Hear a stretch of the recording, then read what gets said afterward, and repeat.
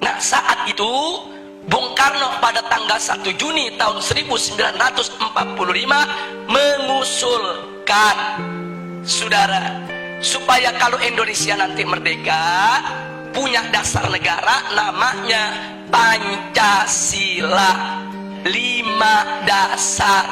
Sila pertama, Bung Karno mengusulkan peri kemanusiaan, kemudian peri kebangsaan, sedangkan peri ketuhanan diletakkan di sila yang kelima, sila terakhir. Ini ditolak oleh ulama, saudara. Kiai Haji Wahid Hasyim menolak, Kiai Haji Abdul Qahar Mudakir menolak, Kiai Haji Agus Salim menolak. Kenapa mereka menolak? Enggak pantas ketuhanan ditaruh di sila terakhir. Enggak boleh sila ketuhanan diletakkan pada sila buntut. Ini fakta sejarah.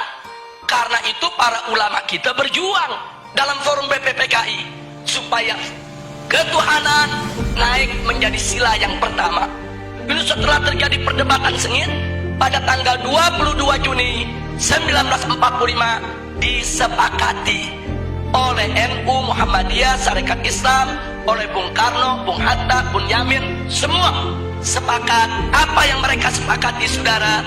Bahwa Pancasila, satu, ketuhanan dengan kewajiban menjalankan syariat Islam bagi pemeluk-pemeluknya.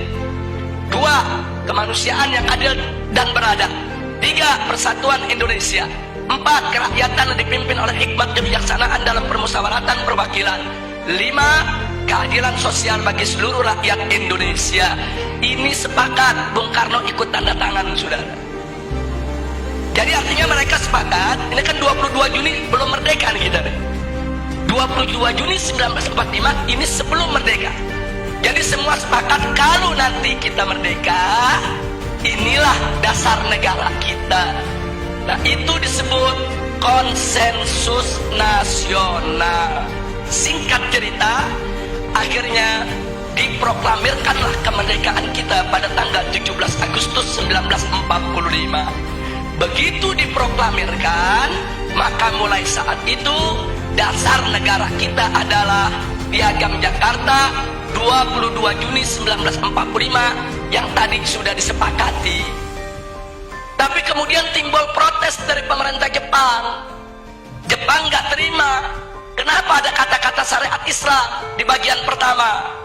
Alasan Jepang, orang-orang Kristen di Indonesia Timur protes. Kalau pakai syariat Islam mereka nggak masuk negara Indonesia. Saudara, akhirnya Bung Karno dan Bung Hatta ditekan supaya menghapuskan kata syariat tersebut. Tanggal 17 setelah proklamir kemerdekaan. Nah, akhirnya Bung Karno dan Bung Hatta menggelar sidang PPKI pada tanggal 18 Agustus 1945. Nah, dalam sidang tersebut Kiai Haji Wahid Hasyim tidak hadir karena sudah perjalanan pulang dari Jakarta ke Surabaya. Kiai Haji Abdul Qahar Mudakir dari Muhammadiyah tidak diundang. Nah, kemudian Kiai Haji Agus Salim dari Sarekat Islam tidak diundang. Ada apa kiai-kiai kita tidak diundang, saudara?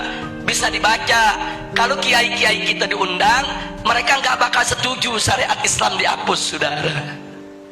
Makanya supaya ini lolos, ini goal, kiainya nggak usah diundang, saudara. Jadi marginalisasi ulama itu udah mulai terjadi semenjak kita kemerdekaan, saudara. Disingkirkan ulama kita. Nah, akhirnya begitu digelar sidang yang hanya 2 jam sidangnya cuma 2 jam, terburu-buru. Kemudian sila pertama Pancasila diganti dengan apa? Ketuhanan. Itu aja, saudara. Sedangkan kalimat dengan kewajiban menjalankan syariat Islam bagi pengikutnya itu dicoret, saudara. Nah, akhirnya ada beberapa tokoh Islam yang hadir seperti Ki Bagus, saudara, dari Muhammadiyah menolak karena beliau tahu ini ulama NU, ulama Muhammadiyah, ulama Sarekat Islam gak bakal terima ini diganti. Terjadi perdebatan. Nah, akhirnya dapat solusi. Apa solusinya? Ini perjuangan Ki Bagus ini dari Muhammadiyah, saudara. Solusinya ya sudahlah, syariat dihapus nggak apa-apa. tapi tolong diganti dengan Yang Maha Esa. Dan Bung Karno setuju, saudara. Jadilah sila pertama ketuhanan Yang Maha Esa. Nah, kalau saya melihat sejarah ini, saya bersyukur kepada Allah. Loh, kenapa? Wa yamkuruna wa yamkurullah wallahu khairul makirin. Mereka berbuat makar menghapus syariat, Allah balas makar mereka. Syariat hilang, tauhid yang datang, saudara. Itu kan syariat diganti sama tauhid itu. Syariatnya dihapus, yang masuk apa? Tauhid.